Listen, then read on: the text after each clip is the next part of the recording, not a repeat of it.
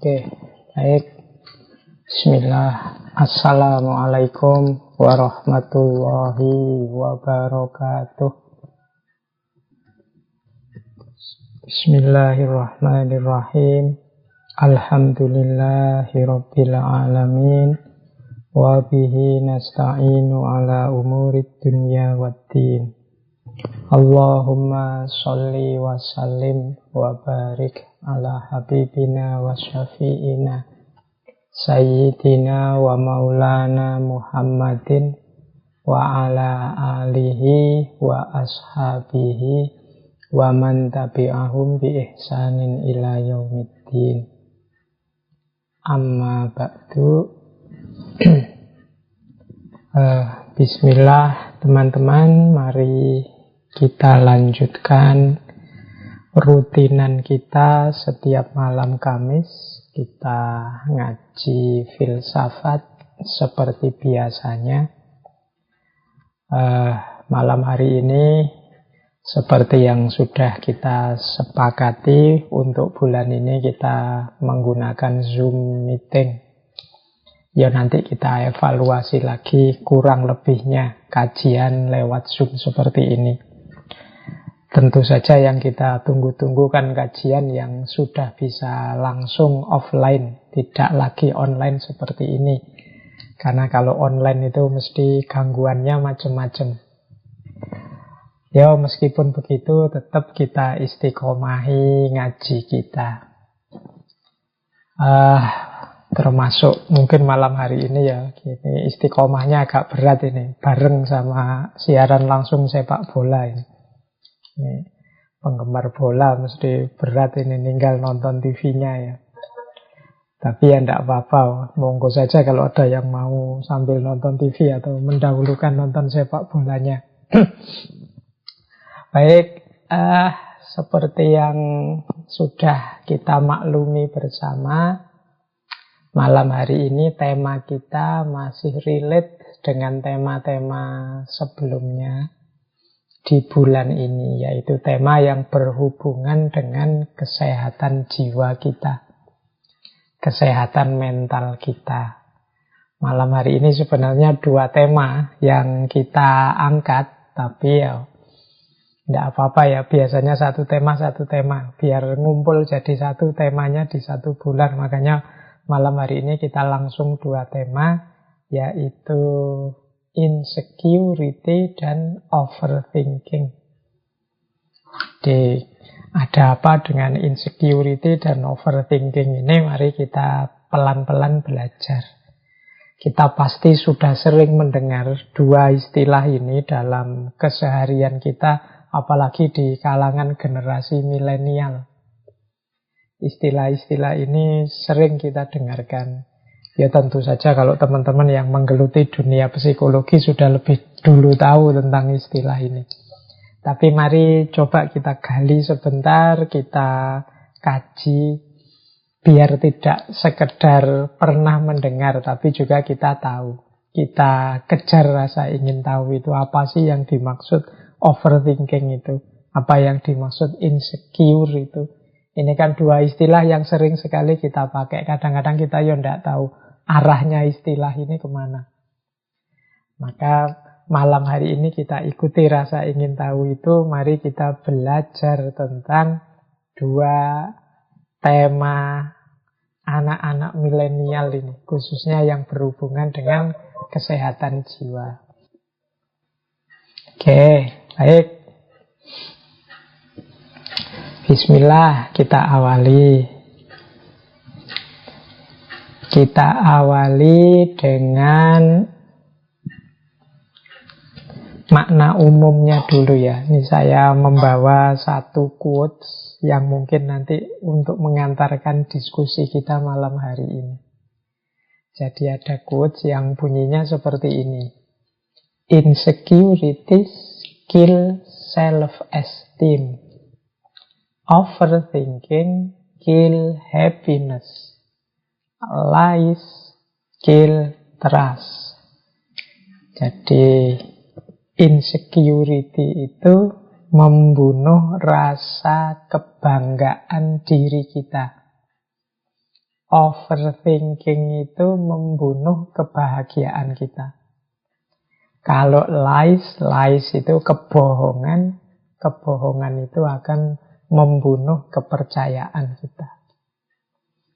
Jadi kalau kita rasa insecure-nya besar, biasanya ya rasa percaya diri, kebanggaan dirinya kecil, bahkan hilang. Kalau kita terlalu banyak overthinking, biasanya ya kita sulit untuk bahagia.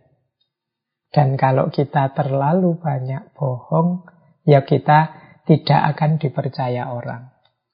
Nah, ini kita ingat ini dulu ya, nanti disambungkan dengan apa itu insecure, apa itu overthinking. Yang jelas ketika kita terlalu insecure, kita jadinya minder, tidak percaya diri. Kalau kita sibuk overthinking terus, kita kehilangan kebahagiaan. Kalau kita banyak bohong, kita tidak akan dipercaya orang. Ini quote yang menurut saya menarik untuk pijakan kita malam hari ini. Nah, baik, kita lanjutkan. Biar malam ini dapat banyak. Apa sih insecurity itu? Insecurity itu adalah perasaan tidak aman. Yo, dari kata-katanya kan sebenarnya jelas ya, antara secure dan insecure. Jadi insecure itu berarti tidak aman. Jadi rasa tidak aman karena kita kurang percaya diri, karena kita merasa ada banyak kekurangan dalam diri kita. Sehingga kita merasa takut, merasa gelisah, merasa malu, merasa minder. Jadi diawali dari rasa bahwa saya itu banyak kekurangannya, Pak. Saya dalam banyak hal tidak bisa apa-apa. Saya itu siapa sih dan lain sebagainya. Terus dilanjutkan akhirnya kita jadi gelisah. Kita jadi penakut. Kita terus minder, malu. Tidak berani melakukan apa-apa. Nah, ini insecure namanya.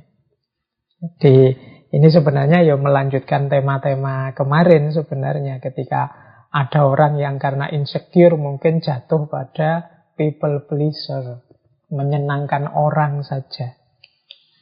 Dan juga menunjukkan orang yang insecure ini sulit dia mencintai dirinya, self-love, karena dia merasa dirinya ini banyak sekali kekurangannya, banyak sekali hal-hal yang menurut dia buruk, jelek.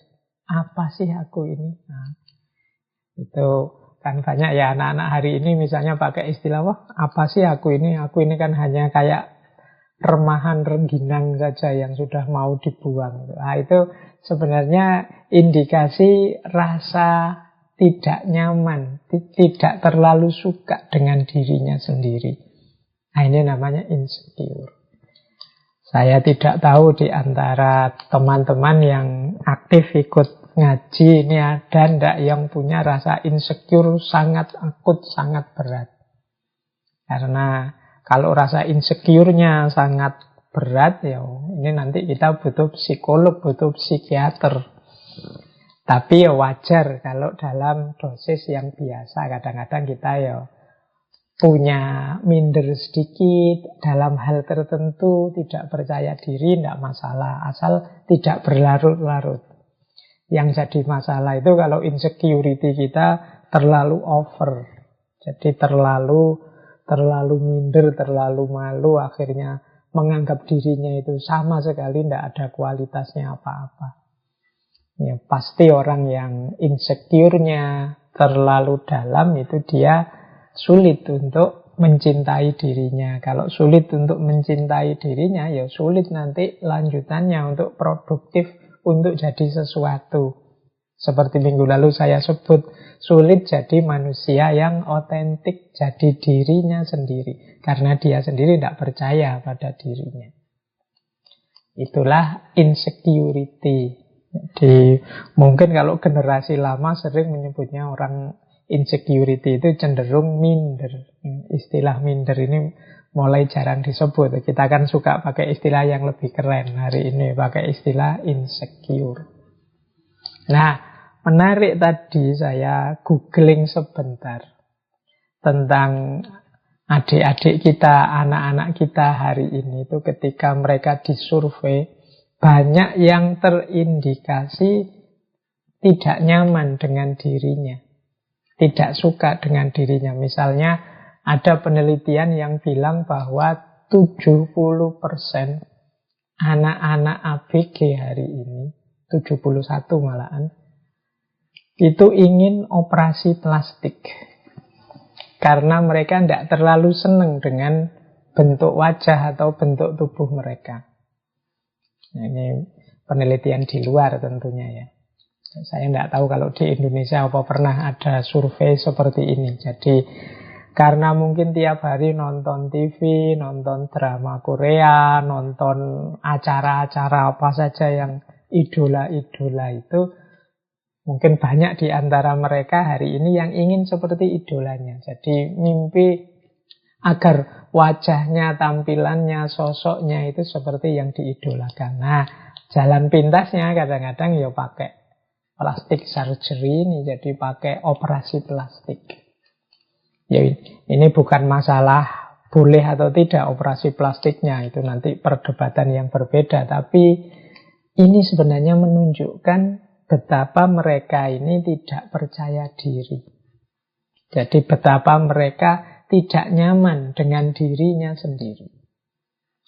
Bahkan yang kedua itu ada juga penelitian yang bilang 66% girls, perempuan, ini di wilayah tertentu yang diteliti tentunya, itu cenderung mengkritisi diri mereka sendiri, tubuh mereka sendiri.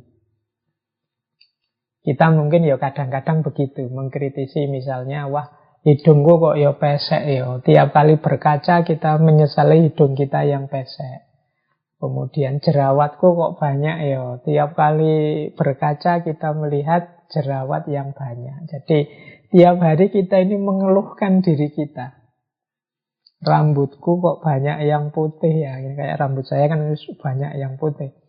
Nah itu tiap kali nambah satu putih terus mengeluh. Waduh kok nambah putih lagi. Nah ini namanya criticize our own body. Kita mengkritisi tubuh kita sendiri. Mungkin setiap hari. Tidak hanya kalau di penelitian itu kan 66%. Jangan-jangan kita juga termasuk yang di situ. Senengannya mengkritisi diri sendiri. Ya tidak salah. Karena orang itu kan selalu ingin jadi lebih baik, lebih ganteng, lebih rapi, tidak masalah. Asal tidak jatuh dalam tadi ya, kecewa pada diri sendiri, minder, kehilangan percaya diri, dan lain sebagainya. Itu kalau sudah jatuh ke sana, nanti jatuhnya pada insecure tadi. Bahkan ada penelitian yang lain, 52% ABG itu menganggap bahwa mereka itu disukai atau tidak disukai karena wajah mereka atau tubuh mereka. Ada pula penelitian yang bilang, yang ketika meneliti anak-anak sekolah, itu anak-anak sekolah itu ternyata juga demikian. Anak-anak kelas-kelas SMP, SMA itu ternyata mereka lebih menganggap bahwa tampilan mereka itu lebih penting. Orang akan melihat itu dulu di sekolah. Nah, ini sebenarnya bukan sesuatu yang pasti salah sih.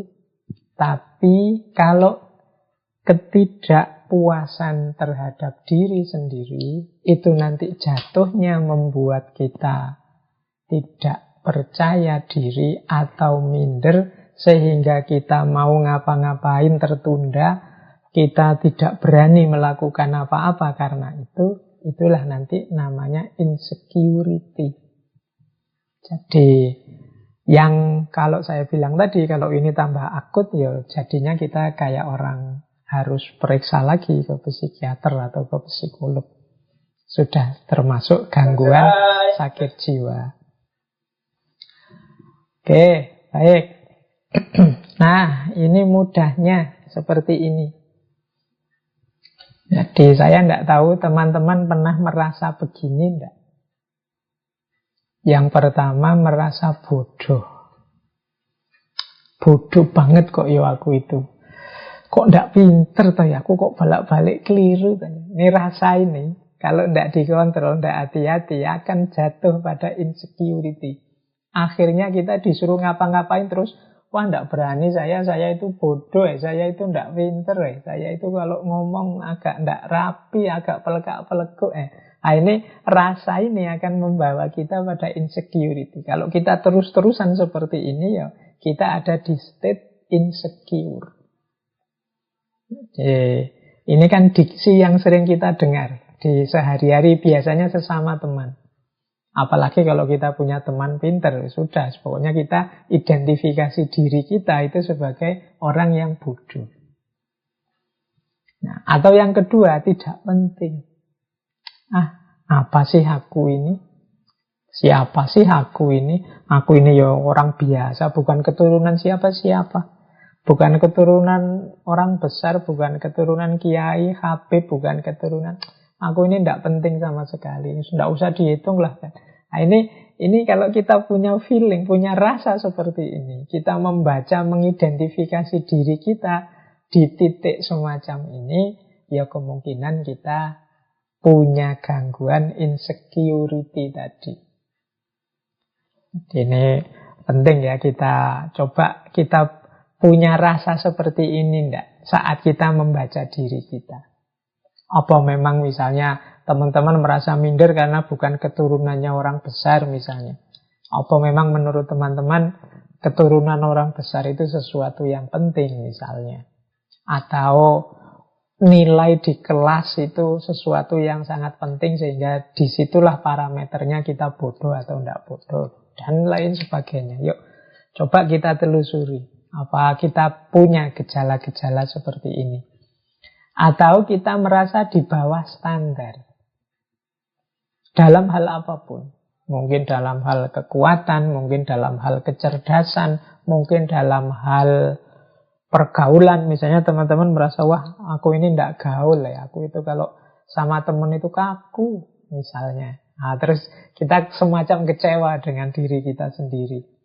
Wah aku itu tidak cocok ya kalau diajak acara-acara seperti itu. Aku itu orangnya itu sulit misalnya. Itu pada kita sendiri. Nah ini kita merasa kita ini di bawah standar. Kita ini tidak sama dengan yang lain. Kita ini ya levelnya level-level bawah lah. Nah, ini jenis-jenis insecurity. Atau kita merasa berbeda dan mungkin kita cenderung merasa orang lain mesti tidak suka dengan kita. Ya kayak tadi misalnya, wah teman-temanku itu loh kalau diajak bergaul itu kok asik-asik ya, tapi aku orangnya kok tidak asik ya.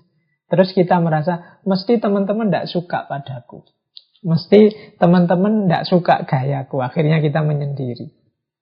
Nah ini rasa berbeda dan rasa tidak disukai ini mungkin indikasi bahwa kita ini terkena sindrom insecurity. Rasa tidak aman, rasa tidak nyaman dengan diri kita sendiri. Termasuk juga mungkin merasa tidak pantas. Aku ini tidak pantas kalau harus jadi ketua misalnya. Aku ini tidak pantas kalau jadi yang ngurusi. Aku ini tidak pantas kalau jadi. Nah ini sering kita temui orang-orang yang seperti ini. Merasa dirinya tidak level, tidak pantas. Ya, dalam kadar tertentu untuk kesopanan misalnya, untuk tawaduk kalau dalam agama tidak masalah sih. Tapi kalau di level akut, ini bisa mengacaukan urusan. Kadang-kadang ya kalau kita dalam hal tertentu misalnya mau ngangkat ketua itu, wah semuanya tawaduk, semuanya merasa tidak pantas, semuanya merasa di bawah standar. Akhirnya bingung, ini yang mau jadi ketua siapa? Semuanya menolak, tidak ada yang percaya diri. Semuanya merasa, wah enggak, saya itu apa sih? Saya itu siapa sih? Nah ini yang sering jadi masalah sehari-hari kita. Jadi semua orang merasa minder, semua orang merasa tidak level. Nah, ini gejala-gejala ini coba deh teman-teman telusuri. Apa ada yang punya ini? Ya saya bilang tadi, dalam batas-batas untuk sopan santun basa-basi kadang-kadang ya kita monggo yang lebih baik saja, yang lebih ahli saja dan lain sebagainya. Tapi nanti kalau saatnya memang dibutuhkan ya kalau memang kita mampu ya kita turun saja, tidak masalah. Karena kalau semuanya saling merasa tidak pantas ya banyak hal nanti tidak jalan. Jangankan urusan besar, kadang urusan kecil saja. Misalnya siapa sih kita misalnya mau sholat, kadang-kadang kan siapa yang harus jadi imam. Wah itu masing-masing, kamu saja, monggo saja sampean, monggo saling mempersilahkan. Lama ndak sholat-sholat gara-gara rebutan siapa yang mau jadi imam. Nah, padahal kan kalau di fikih kan ada syaratnya, ya pokoknya yang bacaannya lebih bagus, yang lebih soleh misalnya. Tapi ketika semua orang, wah saya itu bacaanku jelek, padahal mungkin bacaannya bagus. Oh saya itu tidak soleh Pak, saya bacaannya bagus tapi kurang soleh. Monggo lah yang lebih pantas. Semuanya saling mempersilahkan. Sholatnya akhirnya lama tidak jalan-jalan. Nah ya memang kita di timur ini sangat dianjurkan untuk tidak sombong, sangat dianjurkan untuk rendah hati. Tapi rendah hati oke, tapi kalau rendah diri itu insecure. Jadi semoga teman-teman bisa cerdas membedakan mana rendah hati, mana rendah diri. Kalau rendah hati itu kita sadar kemampuan kita, kapasitas kita, tapi kita bisa memaklumi yang lain, bisa menerima kalau dan tidak marah, tidak tersinggung dan lain sebagainya kalau orang lain yang mungkin punya kompetensi, kapasitas seperti kita mendahului kita, tidak masalah. Nah itu namanya rendah hati. Oh monggo kalau ada yang memang merasa mampu silahkan. Nah itu namanya rendah hati. Tapi kalau rendah diri itu kita sama sekali tidak mau turun. Kita merasa tidak layak, tidak pantas, tidak mampu. Mental seperti ini loh yang sering disebut sebagai insecure. Maka teman-teman yuk, semoga di antara kita tidak ada yang rendah diri, merasa bodoh, merasa tidak penting, merasa di bawah standar, merasa berbeda dan tidak disukai, merasa tidak pantas dan lain sebagainya. Dalam konteks yang sebenarnya, tidak sekedar hanya saat basa-basi atau saat demi kesopanan untuk tidak sombong, tapi benar-benar kita merasa seperti ini. Nah, itu namanya insecurity. Nah, sekarang kita tengok dulu, kok bisa sih ya kita itu jatuh pada insecurity tadi. Jadi orang yang minder, jadi orang yang rendah diri. Itu kira-kira sebabnya apa sih? Nah, yang pertama, yang paling sering mempengaruhi kita sehingga kemudian kita minder, sehingga kemudian kita rendah diri, merasa insecure dengan diri kita sendiri, itu adalah persepsi kita sendiri.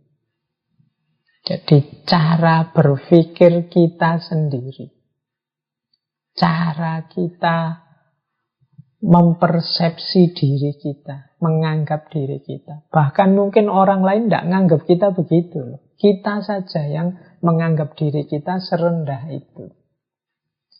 Seperti quotes yang kita bahas minggu lalu ya. Kalau kita saja menghargai diri kita serendah itu, bagaimana orang bisa menghargai kita tinggi? Ibaratnya orang jualan. Itu kan kita sudah menjual diri kita sangat murah. Menampilkan, menunjukkan harga kita itu sangat murah, sangat rendah. Ya pasti saja, tidak mungkin orang nawar seandainya ini jual beli ya. Orang berinteraksi nawar itu terus di atasnya. Kalau dari kita sendiri sudah rendah, ya orang bahkan bisa lebih rendah dari itu. Nah, ini kan kalau di minggu lalu ketika kita bahas people pleaser. Nah, persepsi orang-orang yang insecure ini terhadap dirinya juga begitu. Dia tidak memahami, mengakui, apalagi mensyukuri bahwa dalam dirinya itu banyak sekali keistimewaan-keistimewaan. Dalam diri kita itu banyak sekali potensi-potensi untuk bisa kita hidupkan. Kita terlanjur menganggap diri kita rendah, akhirnya ya kita tidak ngapa-ngapain. Atau kadang-kadang standar yang kita ikuti. Jadi salah standar. Misalnya ya, hari ini kan kayak tadi banyak orang operasi plastik misalnya. Standarnya mana? Itu kan terus orang milih, ada yang milih standar gaya Korea mungkin, atau milih standar gaya Barat. Nah, ini namanya standar. Nah, ketika standar, saya tidak tahu apakah memang cantik itu harus versi Korea ataukah gagah itu versi Barat yang seperti apa. Tapi ketika ini standar ini sangat jauh untuk kita jangkau, tentu saja kita akan merasa diri kita sangat rendah. Jadi, coba ngambil standar yang masuk akal saja, mungkin kita tidak jatuh pada insecurity. Kenapa kita mempersepsi diri kita terlalu rendah? Kemungkinan standar yang kita ikuti, kita tetapkan terlalu tinggi. Atau terlalu tidak nyambung dengan kita. Akhirnya ya kita menganggap diri kita benar-benar rendah. Padahal ya kayak kasusnya operasi plastik tadi ya kan, setiap orang itu kan kalau dari sisi estetika itu kan ada teori yang jenisnya subjektivitas. Jadi cantik, indah, harmonis dan lain sebagainya itu ya hubungannya dengan persepsi masing-masing subjek.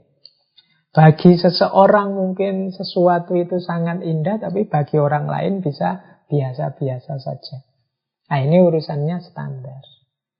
Jadi akar kenapa sih orang kemudian menganggap dirinya sangat rendah, dirinya sangat tidak penting, jangan-jangan ngukurnya terlalu jauh. Bukan berarti salah, tapi standar yang terlalu jauh ini membuat kita merasa diri kita terlalu rendah, sehingga tidak semangat untuk mencapai ke sana. Akhirnya berhenti. Apalah aku ini. Nah, ini yang pertama biasanya. Yang paling banyak sebenarnya yang pertama ini. Persepsi kita terhadap diri kita dan juga standar-standar yang kita ikuti. Yang kedua, yang jadi akar dari situasi insecure yang kita alami adalah emosi, atau mungkin kita pernah mengalami trauma-trauma, atau kita pernah dikecewakan, kita pernah disakiti, kita pernah mengalami trauma-trauma dan lain sebagainya. Nah, ini bisa juga membuat orang kemudian insecure. Misalnya merasa tidak dicintai orang tua, misalnya orang tuanya pilih kasih, ada yang dianak emaskan, ada yang dianak tirikan misalnya. Nah, itu kemudian dia merasa terluka, batinnya merasa, oh mungkin aku ini orang tidak penting, mungkin aku ini anak yang tidak diinginkan, anak yang jelek sehingga orang tua tidak milih aku. Nah, ini terus muncullah rasa insecure. Mungkin kita pernah ditinggal orang yang kita cintai, ditolak orang yang kita cintai, kita sudah tekad-tekadan nembak, kok ya ditolak. Apalagi nolaknya pakai argumen lagi.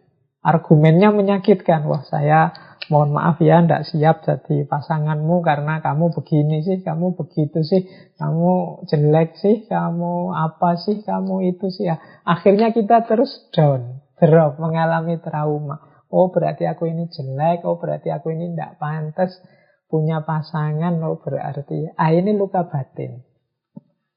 Ini juga sering melahirkan insecure. Akhirnya kita besok-besok tidak berani lagi nembak.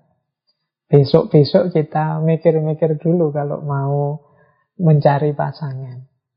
Jadi emosi, luka batin, trauma ini sering melahirkan rasa aku tidak cukup baik, aku ini ternyata jelek, aku ini ternyata tidak layak dicintai, tidak layak disukai, dan lain sebagainya. Apalagi kalau ini kemudian dihubungkan dengan yang lebih besar, misalnya orang salah persepsi memahami takdir misalnya. Selama ini kan kita selalu, kalau ada orang mengalami musibah itu kita yang nuding bahwa wah kamu itu banyak dosa makanya oleh Allah diberi azab. Ini kan nunjuk keluar. Ada yang lebih ngeri lagi yang ditunjuk dirinya sendiri terus. Wah ini kok ngalami bencana ya, jangan-jangan bencana ini gara-gara dosaku, jangan-jangan bencana ini gara-gara kelakuanku, jangan-jangan bencana ini gara-gara kesalahan-kesalahanku selama ini. Akhirnya dia begitu marah, begitu kecewanya dengan dirinya. Nah ini juga jenis emosi. Jadi orang tidak nyaman dan tidak aman terhadap dirinya itu bisa karena persepsi, bisa karena emosi. Jadi kalau persepsi tadi ya pikiran-pikiran kita sendiri. Kalau emosi itu muncul dari trauma-trauma, luka-luka batin yang selama ini mungkin kita alami. Ada kalanya juga karena lingkungan, pengalaman sehari-hari. Mungkin kita nasibnya tidak terlalu bagus, kita punya lingkungan yang tidak sehat. Misalnya lingkungan yang selalu mengecilkan kita, lingkungan yang tidak menganggap kita, lingkungan yang tidak menghitung keberadaan kita. Nah ini juga membuat kita terus jadi minder, merasa kecil. Sejak kecil misalnya kalau kita usul selalu dibantah, selalu ditolak. Sejak kecil misalnya kalau kita melakukan sesuatu selalu ditertawakan, tidak pernah dihargai. Nah ini juga jadi akar munculnya insecurity. Jadi lingkungan sekeliling itu bisa membentuk pola pikir aku ini rendah, aku ini lemah, aku ini inferior. Nah, selain pengalaman dan lingkungan, ada pula pop culture atau tren. Nah, kalau ini budaya pop atau tren-tren yang beredar di sekeliling kita. Ketika kita tidak update, ketika kita tidak mengikuti tren yang berjalan, kita terus merasa, aku ini apa sih? Aku ini kurang gaul, aku ini ketinggalan zaman, aku ini masa lalu. Nah ini bisa juga. Jadi kita tidak mengikuti tren, kita tidak update, kita jadi orang yang tidak ngerti ini, tidak ngerti itu, tidak bisa ini, tidak bisa itu, sesuai kemampuan anak hari ini. Akhirnya kita insecure. Misalnya teman-teman kita hari ini main gamenya sudah main game-game kelas tinggi yang sekarang sedang hits itu. Nah, terus kita kok tidak bisa main game seperti itu. Terus kita insecure. Sekarang semua orang mengikuti drama Korea yang judulnya ini itu. Kok kita tidak ngikuti? Akhirnya dalam obrolan kita merasa, ternyata aku ini tidak update, tidak nyambung terus kalau ngobrol sama teman. Nah, ini juga sumbernya insecure. Jadi seolah-olah itu hal yang sangat penting. Kemudian ketakutan. Nah, kalau hubungannya dengan ketakutan ini ya setiap orang punya ketakutan-ketakutannya sendiri. Tapi dalam insecurity ini ketakutan itu membuat kita kemudian tidak ngapa-ngapain. Membuat kita menarik diri dari kehidupan nyata. Nah itu dulu mungkin pernah saya gambarkan seperti ini ya. The reality of fear, tentang ketakutan. Jadi bagaimana kita hidup ini banyak ketakutan. Tapi sebenarnya kalau pakai kalimat-kalimat yang ditulis di situ, ketakutan yang ada dalam diri kita itu seringkali bukan pada yang kita takuti, tapi pada dibalik yang kita takuti. Itu nanti yang disebut insecurity. Misalnya di situ ada kalimat, engkau sebenarnya tidak takut pada kegelapan. Engkau hanya takut pada apa yang ada di balik kegelapan itu. Tapi kita menganggapnya, saya takut kegelapan. Nanti orang insecure juga begitu. Mungkin kita itu tidak takut pacaran, tapi takut ditolak. Kita tidak takut ujian, tapi takut nilainya rendah. Nah, ini loh yang jadi sumbernya insecure itu. Jadi kalau nanti kita meneliti dalam diri kita, kok aku bisa insecure ya? Awas salah identifikasi tentang ketakutan kita. Engkau tidak takut ketinggian, tapi engkau sebenarnya takut jatuh. Engkau tidak takut orang-orang di sekelilingmu. Maksudnya engkau tidak takut sebenarnya. Engkau itu tidak takut bergaul kok. Engkau tidak takut bersosialisasi. Cuma engkau hanya takut ditolak orang. You are not afraid to love. You are just afraid of not being loved back. Engkau sebenarnya bukan orang yang takut mencintai, tapi takut tidak dicintai kembali. Engkau sebenarnya tidak takut untuk melepaskan dia, hanya saja engkau takut hidup tanpa dia. Engkau bukannya takut untuk mencoba kembali, tapi engkau sebenarnya takut kalau tersakiti kembali. Nah ini sebenarnya mengidentifikasi ketakutan kita lebih dalam. Disitulah sumbernya insecure. Jadi yang kita anggap ketakutan di luar itu sebenarnya rahasianya ada di dalam. Inilah akar-akar dari insecurity yang ada dalam diri kita. Nah, sekarang kita lihat manifestasinya. Orang-orang insecure itu biasanya kemudian punya 5 ciri ini dalam kesehariannya. Mari kita bantu kalau ada teman-teman yang terjebak di dunia insecurity ini. Yang pertama apa? Biasanya dia tidak ingin keluar dari zona nyaman. Diajak apa-apa susah. Jadi maunya ya seperti itu saja. Hidup begini saja. Aku jangan diajak apa-apa. Jangan diajak aktivitas ini, aktivitas itu yang selama ini belum pernah aku lakukan. Karena aku takut gagal. Karena aku takut tidak mampu. Karena aku takut tidak bisa. Jadi akhirnya apa? Dia tidak ingin keluar dari zona nyaman. Dia stuck di situ terus. Nah, itu ciri-ciri berarti kemungkinan dia memang punya sindrom insecurity ini. Ini perlu dibantu bareng-bareng untuk menumbuhkan rasa percaya dirinya. Yang kedua, biasanya cirinya yang lain suka membandingkan diri dengan orang lain. Dan memandang rendah dirinya sendiri. Nah, ini 2 dan 3 ini sekaligus. Jadi setelah banding-bandingkan itu biasanya justru menganggap dirinya, aku dibandingkan kamu tidak ada apa-apanya. Kamu sih enak. Kalau aku orang miskin tidak seperti kamu. Kamu sih enak, aktif. Kalau aku orang bodoh tidak seperti kamu. Kamu sih enak. Selalu begitu, membandingkan dirinya dengan orang lain dan memandang rendah dirinya sendiri. Ini ciri-ciri insecure biasanya. Dia yang tidak nyaman, tidak puas dengan dirinya sendiri. Ini penting kita amati orang-orang sekeliling kita. Kalau kita punya teman yang seperti ini, atau jangan-jangan kita sendiri yang seperti ini, ayo bareng-bareng kita menumbuhkan rasa percaya diri.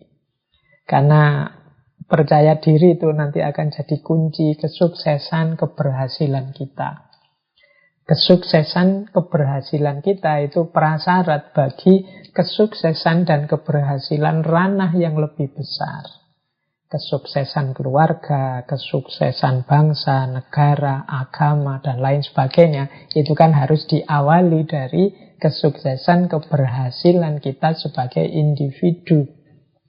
Kalau kita sebagai individu menganggap diri kita bukan apa-apa, menganggap diri kita terlalu rendah, terlalu lemah, ya sulit nanti kita sebagai pribadi sukses. Kalau sebagai pribadi kita tidak sukses, bagaimana kita sukses dalam keluarga? Bagaimana lebih besar lagi sukses dalam negara, sukses dalam agama, dan lain sebagainya. Maka kita cermati gejala-gejala ini, semoga tidak banyak ada dalam diri kita. Kemudian kadang-kadang ada manifestasi yang unik, yaitu biasanya orang seperti ini senang dipuji dan mencari cara agar kehadirannya diakui. Jadi mungkin dia melakukan hal-hal yang membuat dia dipuji. Mungkin dipuji karena, wah kamu sabar sekali ya jadi orang, wah kamu pemurah sekali ya, wah kamu. Dia akan melakukan apapun yang memungkinkan orang mengakui keberadaannya dan memuji dirinya. Nah, kadang-kadang terasa agak dibuat-buat atau terasa dipaksakan. Ini menunjukkan bahwa dia sangat terobsesi untuk agar diakui oleh lingkungan sekelilingnya.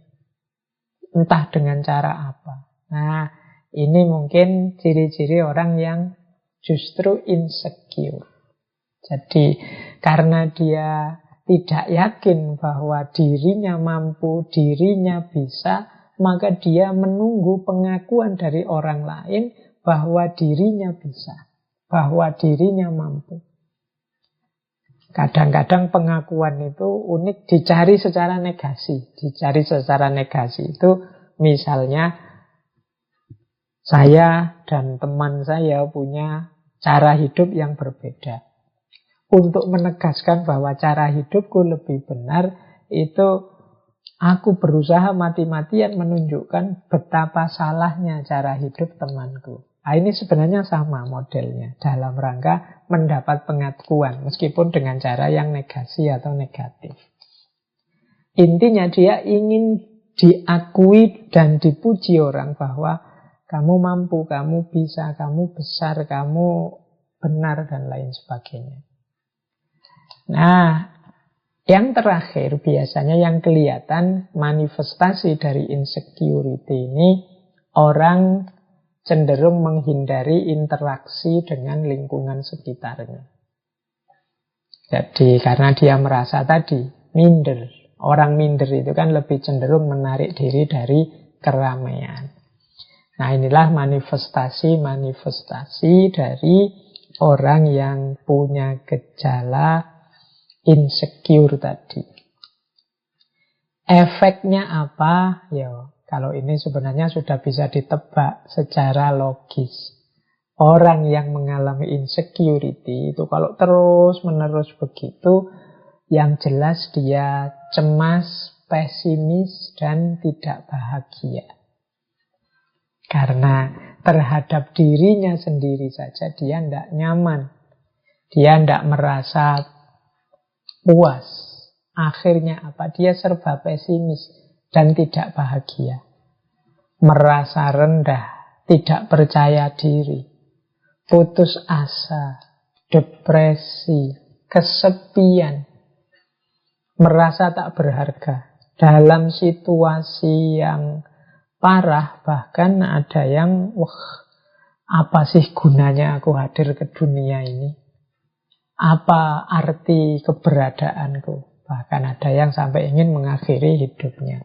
Makanya tadi saya bilang, yuk kita bareng-bareng untuk lingkungan kita, untuk sekeliling kita, saling membantu untuk menegaskan diri kita bahwa kita ini manusia-manusia yang sama-sama berharga. Kalau hari ini kan banyak itu pertarungan saling menjatuhkan, saling merendahkan. Nah, ini menurut saya eman-eman waktu dan energi kita untuk saling bertarung, saling menjelekkan, saling menjatuhkan. Akan lebih kondusif, nyaman, enak hidup ini kalau kita saling mendukung, saling menguatkan, saling menumbuhkan rasa percaya diri bahwa kita mampu, kita bisa.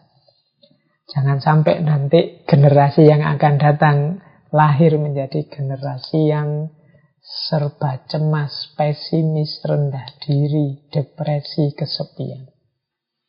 Orang-orang yang mengalami insecurity semacam ini hidupnya pasti lelah. Lelah itu karena dia mikir dirinya sendiri yang tidak memenuhi standar-standar seperti yang dia harapkan.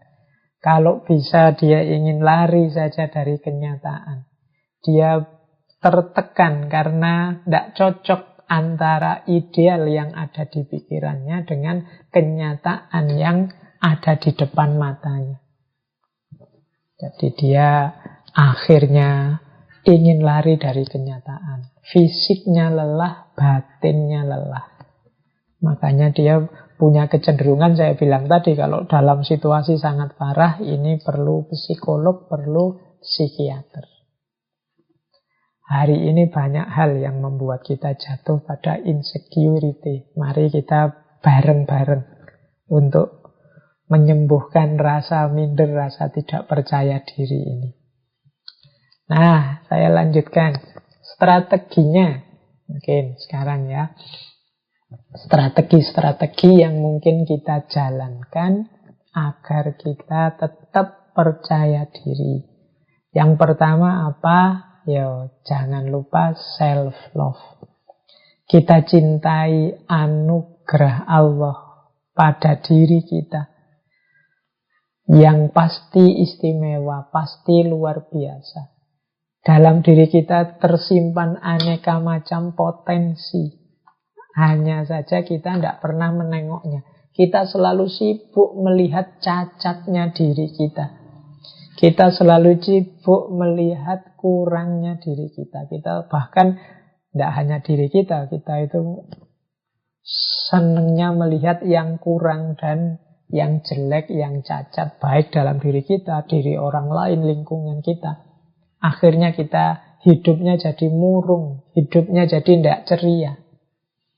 Maka yuk kita hidup dengan gembira. Kita sadari bahwa seperti apapun situasi, masih banyak hal yang patut kita syukuri, patut kita gembirai. Itu strategi yang pertama. Strategi yang kedua, tidak usah terlalu aktif membanding-bandingkan diri kita dengan orang lain. Jadi tidak apple to apple. Semua orang itu punya keunikannya masing-masing. Kalau kita bandingkan kita dengan orang lain, misalnya, wah orang lain kok sukses sementara aku enggak. Ya mungkin suksesnya dia tidak semata-mata karena dia bakat sukses atau dia beruntung sukses. Dia sudah melakukan usaha, sementara kita hanya mengeluh saja. Kalau kita melakukan usaha sekeras dia, mungkin kita sesukses dia, bahkan lebih sukses dari dia. Tapi kita sering membandingkan diri kita dengan orang lain di level bahwa betapa bagusnya orang lain dan betapa jeleknya aku. Wah, kok ada orang cantik ganteng-ganteng seperti itu ya? Kok aku kalau ngaca kok minder sendiri aku lihat. Ya karena kita bandingkan dengan mereka yang standar kecantikan, standar kegantengannya beda. Coba kita pakai standar yang berbeda, mungkin keputusan kesimpulan kita beda. Tentang kekayaan juga begitu. Tentang jabatan, pangkat juga begitu. Kita sukanya membandingkan dengan orang lain. Maka untuk biar kita tidak jatuh pada insecurity, yuk mari latihan untuk tidak membanding-bandingkan diri kita dengan orang lain terus-menerus. Kemudian yang ketiga, cari teman yang mendukung. Jangan teman yang malah menjatuhkan harga diri, menjatuhkan rasa percaya diri kita. Kok terpaksanya punya teman yang nyinyir, punya teman yang suka nyela, punya teman yang tidak mendukung. kepercayaan diri kita, ya sudah, jangan terlalu sering dekat-dekat. Biar apa? Biar kita tetap punya self-esteem, punya kebanggaan terhadap diri kita sendiri dan tidak jatuh pada insecurity. Yang keempat, carilah kelebihan dan keunikan kita. Ini membuat kita lebih nyaman, membuat kita lebih menerima diri kita. Oke lah, dalam aspek kuliah saya tidak lulus-lulus, nilai saya jelek. Tapi alhamdulillah saya sudah punya pekerjaan, lebih mapan.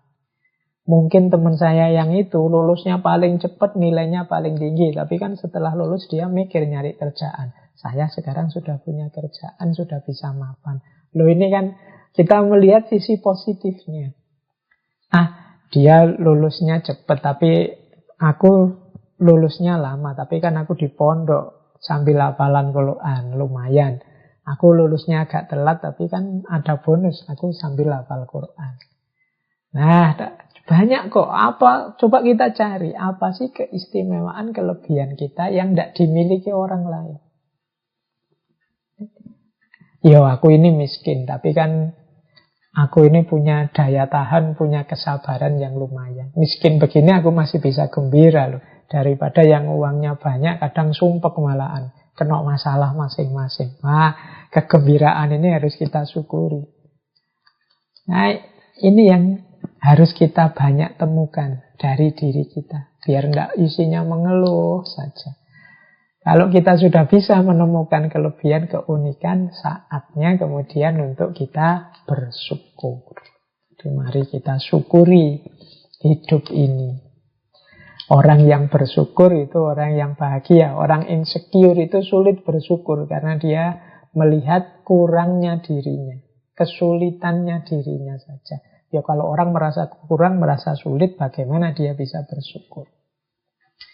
Tidak mungkin nanti jatuh pada la in syakartum la azidannakum. Tidak mungkin ditambah oleh Allah, wong ya dia sulit bersyukur.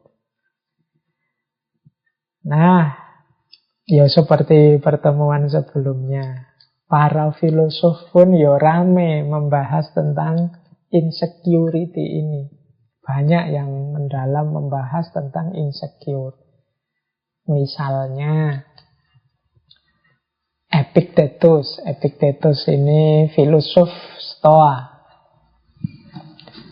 Kata Epictetus, we suffer more in imagination than we do in reality.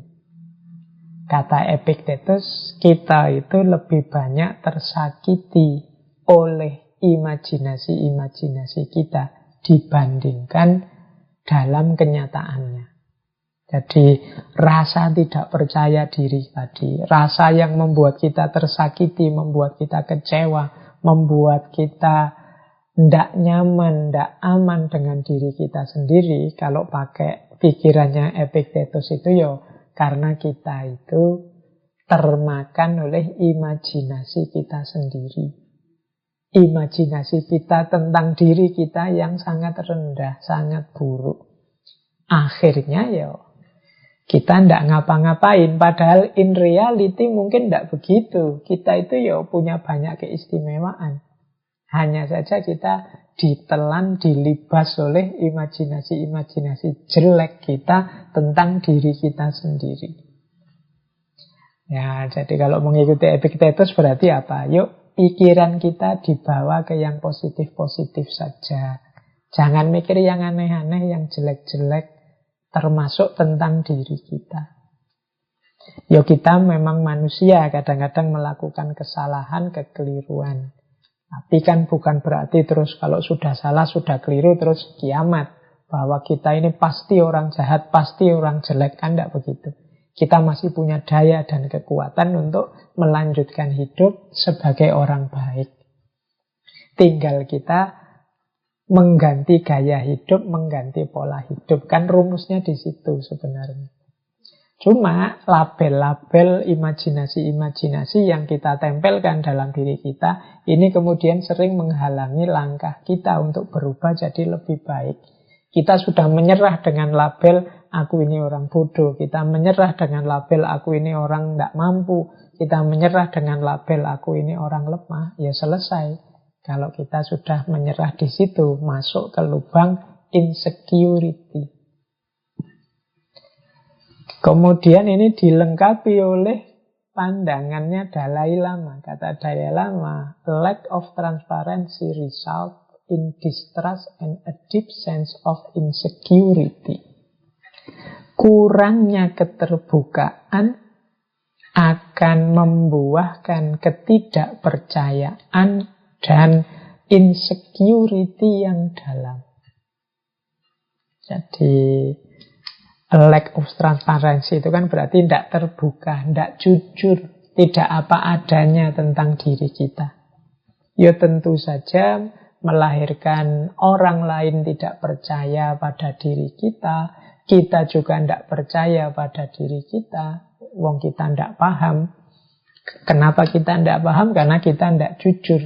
Disitulah kita masuk pada insecurity. Karena kita tidak paham tentang diri kita, ya kita isinya serba bingung. Mau apa, mau kemana.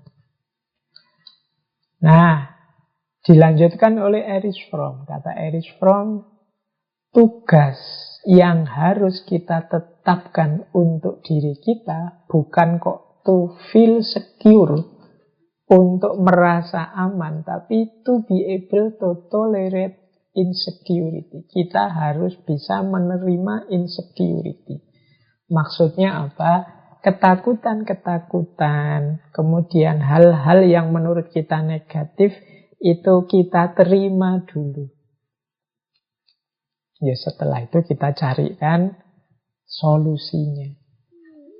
Tidak mungkin hidup kita itu sepenuhnya secure, sepenuhnya nyaman, enak. Pasti tentu saja ada yang kurang-kurang. Ya kita terima dulu yang kurang-kurang ini, nanti pada saatnya kita tingkatkan, kita keluar dari zona nyaman kita untuk hidup secara lebih baik.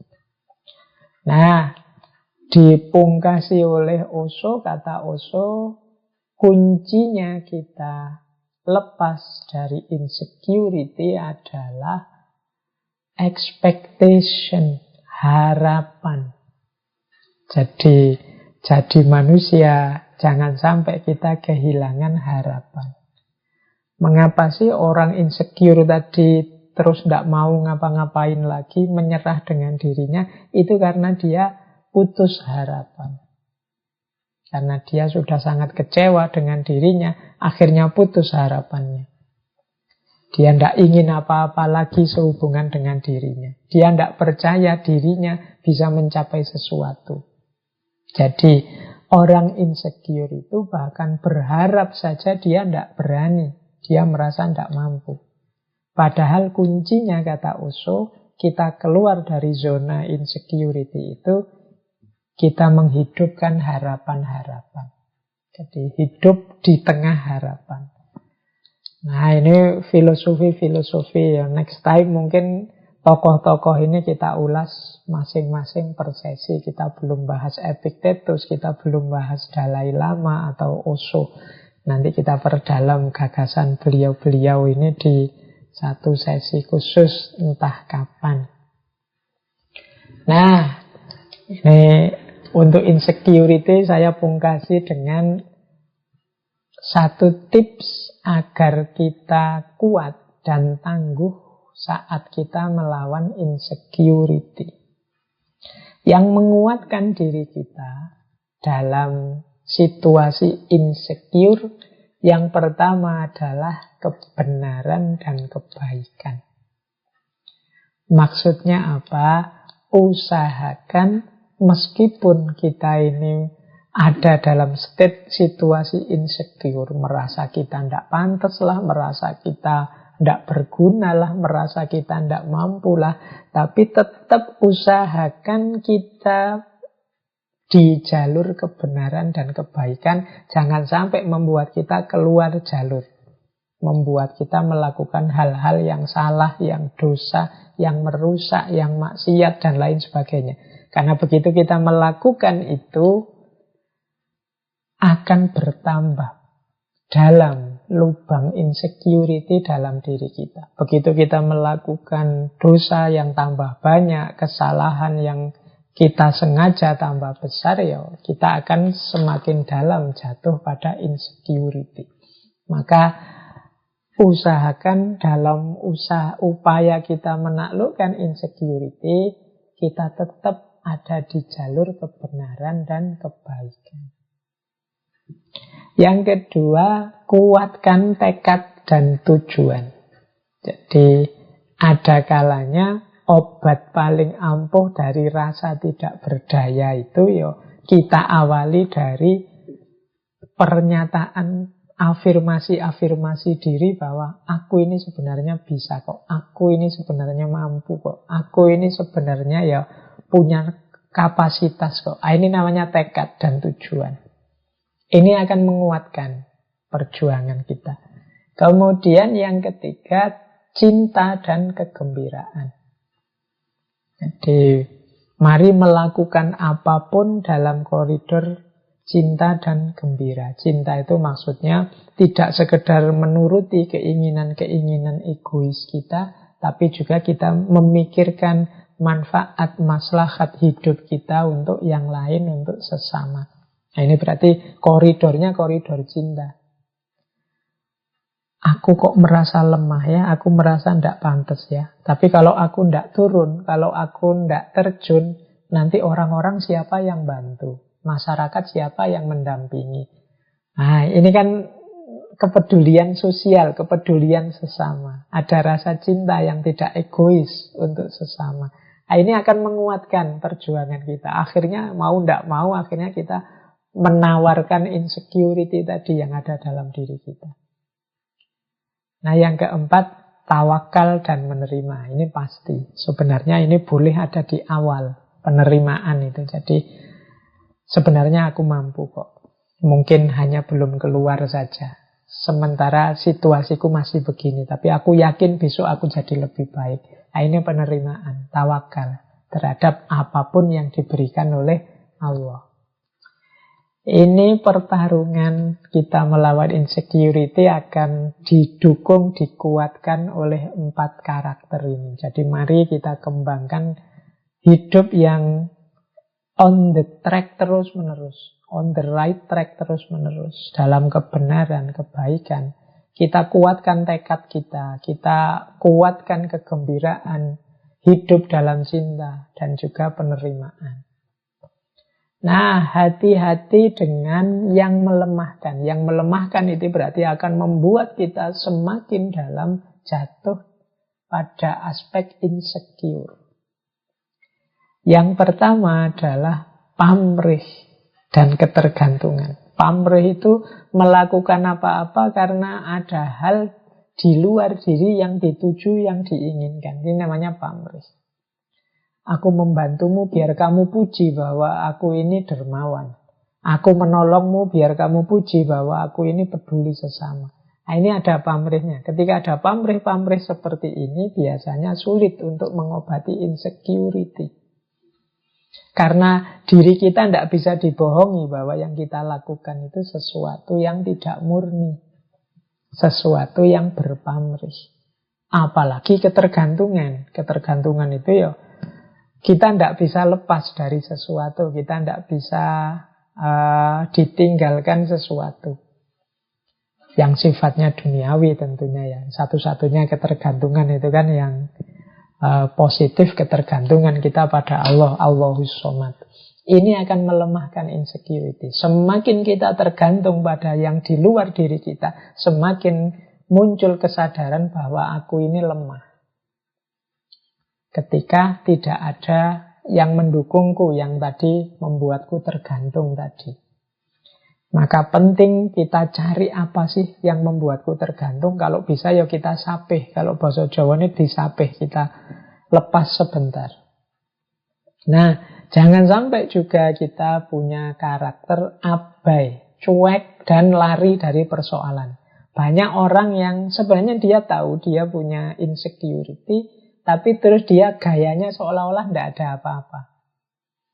Nah, ini kadang-kadang jadi bahaya juga, karena kadang-kadang ini bisa meledak pada saatnya jadi semakin dalam. Dia sudah merasa sebenarnya bisa enggak ya aku melakukan ini. Terus tapi karena dia merasa insecure, dia lari dari persoalan. Sudahlah, aku enggak usah ngurus itu. Pada saatnya ketika dia terpaksa berhadapan dengan urusan itu, dia akan semakin down. Maka anggap saja ketakutan-ketakutan tadi yang tumbuh dari insecurity sebagai tantangan. Berani tidak kita menaklukkan? Nah, ini namanya kita tidak lari dari persoalan. Berarti apa? Pelan-pelan kita taklukkan. Termasuk yang melemahkan dalam insecurity adalah kebencian-kebencian kita terhadap apapun. Dan juga kemuraman kita. Kemuraman itu maksudnya hidup yang tidak pernah bersyukur. Hidup yang isinya mengeluh saja. Ini namanya insecure. Kan hari ini banyak di antara kita yang tiap hari mengeluh. Wah, negara kita ini apa ini? Ada masalah ini, ada masalah itu. Kita mengeluh segala hal. Nah, ini hidup dalam kemuraman. Ini akan jatuh pada insecurity. Dan yang keempat, kecewa dan kemarahan. Nah, ini tentu saja membuat kita tambah lemah, tambah insecure. Jadi, teman-teman silahkan diperhatikan yang menguatkan dan melemahkan ini dalam perjuangan kita menaklukkan insecurity, rasa tidak aman, rasa tidak nyaman dalam hidup. Baik, semoga sedikit banyak bisa ditangkap materi tentang insecurity yang pada intinya bagaimana kita ini harusnya tetap percaya diri, harusnya tetap punya kebanggaan diri. Kita ini banyak keistimewaan-keistimewaan yang diberikan oleh Allah, hanya saja kita tidak mengakui itu atau kita belum memahami itu. Mungkin karena kita selalu membandingkan diri kita dengan orang lain. Mungkin karena memang mental kita yang mental rendah diri dan lain sebagainya. Mungkin nanti materi ini bisa untuk bahan renungan selanjutnya buat teman-teman. Tapi sekarang kita ganti masuk ke tema kedua kita malam hari ini. Tentang overthinking. Silahkan minum dulu kalau yang sudah menyiapkan minuman. Ini ngaji ini sebenarnya agak tidak manusiawi karena kita 2 jam. Teman-teman saya paksa mendengarkan saya ngoceh ngomong ngalor ngidul. Dinikmati saja. Tidak harus kaku. Nah, kita masih ada waktu sekitar 45 menit. Saya akan membahas tentang overthinking. Ini juga sebenarnya istilah anak-anak hari ini. Populer sekali di generasi milenial. Overthinking itu mungkin kalau zaman dulu orang menyebutnya, kalau bahasa Jawa itu kokean mikir. Terlalu banyak